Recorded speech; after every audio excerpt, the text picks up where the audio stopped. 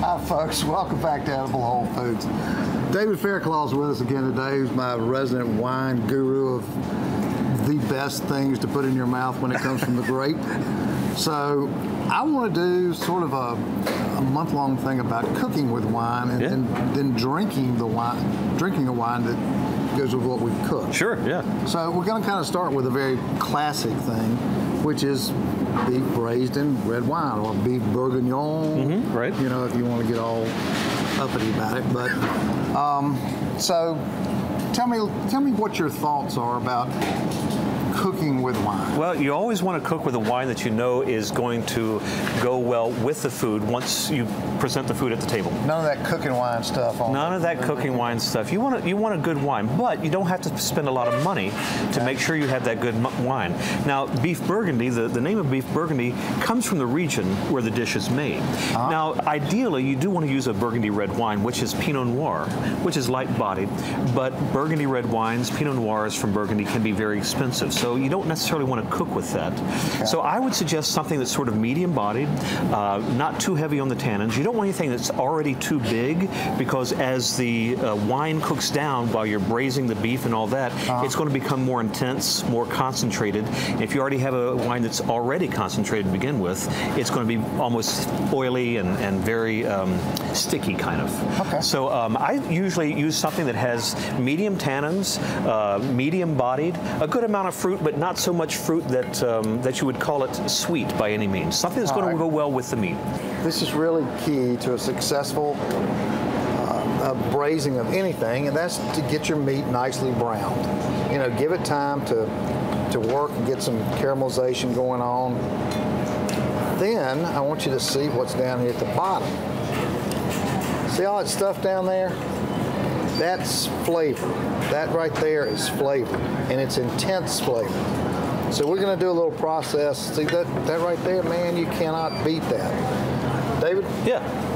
Pour some of that wine in there, and we're going to do a little deglazing. Fancy term. So when the pan's hot, that's good. Let me do this for a little bit. Yep. When the pan's hot, see how that stuff just comes right out, and it starts becoming part of the sauce. All right, hit me with some more red wine. Yeah, we can do that.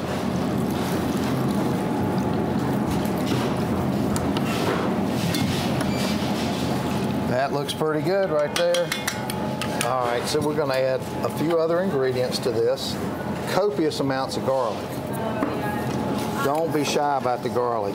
Then obviously I took a little shortcut with the little pre-peeled carrots, but the equivalent of about 2 carrots and about a whole onion. Then for the seasoning, we're going to do a little bit of thyme, about a teaspoon, excuse me, please, no tablespoons, teaspoon. A little bit of oregano, about the same amount, some bay leaves, copious amounts of black pepper, a little red wine vinegar, about a couple of tablespoons of that, a couple of tablespoons of balsamic vinegar, which gives us some sweetness and depth.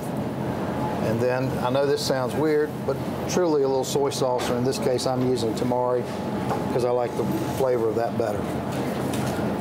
So we just stir this around, then we can cover it. We can leave it on the stove top for about 3 hours at a simmer. We can put it in the oven at about 300 degrees for about 3 hours, or use your crock pot.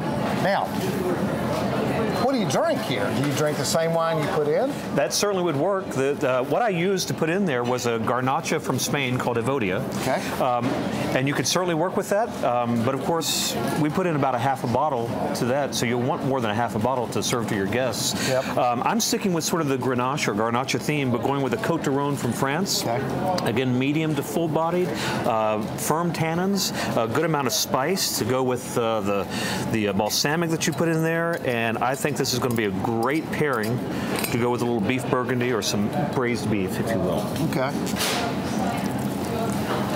Excuse me, nose.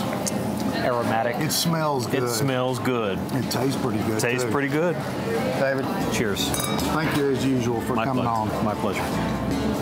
Braise you some beef and come back and see us next week on Edible Whole Foods.